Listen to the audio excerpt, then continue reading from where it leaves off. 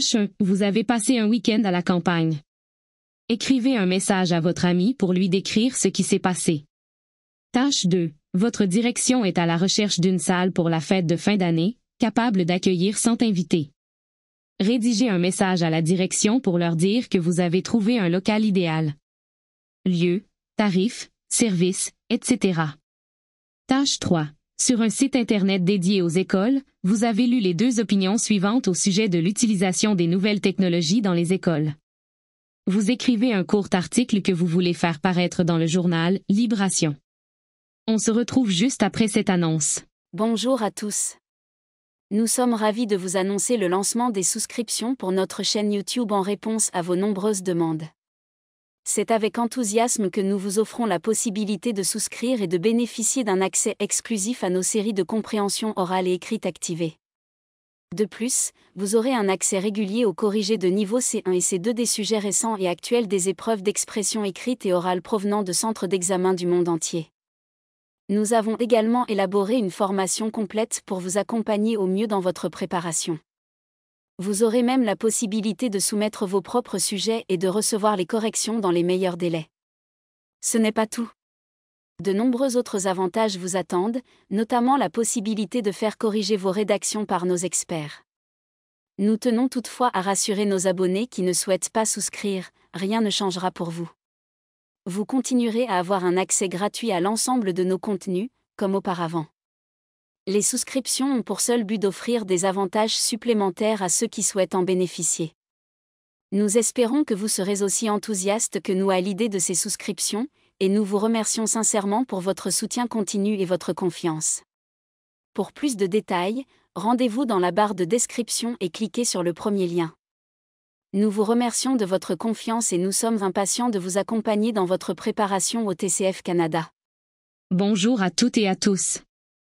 Aujourd'hui, nous allons vous proposer une ébauche de correction des différentes tâches 1, 2 et 3 de l'épreuve d'expression écrite. Suivez attentivement. Merci de vous abonner, liker et partager. Tâche 1. Vous avez passé un week-end à la campagne. Écrivez un message à votre ami pour lui décrire ce qui s'est passé. Correction. Salut Jérémy. J'espère que tu vas bien. Je voulais te raconter mon week-end à la campagne, c'était une expérience incroyable. Tout d'abord, en arrivant, j'ai été émerveillé par le paysage magnifique, des champs verdoyants, un air pur et un calme reposant. Ensuite, j'ai participé à plusieurs activités comme la randonnée et la cueillette de fruits. De plus, j'ai découvert la vie à la ferme en nourrissant les animaux. Le soir, nous avons fait un feu de camp et admiré un ciel étoilé splendide. Enfin, ce séjour m'a permis de me détendre et de me ressourcer. J'ai hâte de te revoir pour tout te raconter. À bientôt. Kylian. Nombre de mots. 110. Tâche 2. Votre direction est à la recherche d'une salle pour la fête de fin d'année, capable d'accueillir 100 invités. Rédigez un message à la direction pour leur dire que vous avez trouvé un local idéal. Lieu, tarifs, services, etc. Correction. Un lieu parfait pour la fête de fin d'année. Bonjour à tous. Bonne nouvelle. J'ai trouvé un local idéal pour notre fête de fin d'année. Il s'agit de la salle Émeraude, située au centre-ville, facilement accessible en transport. Tout d'abord, cet espace peut accueillir jusqu'à 120 personnes, ce qui est parfait pour notre événement. Ensuite, le tarif est très raisonnable, 500 $ pour la soirée, incluant les tables, les chaises et le service de nettoyage. De plus, la salle dispose d'un système de sonorisation, d'un éclairage moderne et d'un espace dédié à la danse. Par ailleurs, un service traiteur est proposé en option, avec des menus variés. Enfin, la réservation doit se faire avant le 15 juin. Qu'en pensez-vous?